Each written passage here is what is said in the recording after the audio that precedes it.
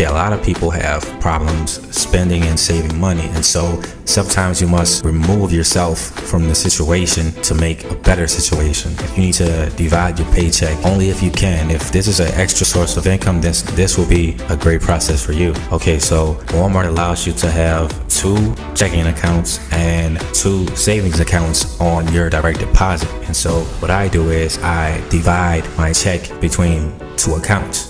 And so in my first check, the remaining balance, but in the second account, I put a fixed amount, and that's to pay bills. And I don't have a card. I don't have that card. I have no physical access to it. I have to go online and make a transaction. I have to go online and transfer funds. Now, that still is pretty simple. However, it keeps me from spending money in the store, or anywhere outside in the world besides on the internet. You have an option for 2 savings accounts, and you can take money from your check and direct deposit directly into savings accounts. And there are savings accounts like Barclays, Wells Fargo, Synchrony Bank, Ally, Goldman Sachs, American Express. And so even if you have just $5 in 2 different savings accounts, that will split your money up, and over time that builds up. So that's $10 a month, but in a year's time, that's $120 in 2 different savings accounts. That's $240. And so whenever you need the money for a dire need or something, you can go and take the money out of that savings account.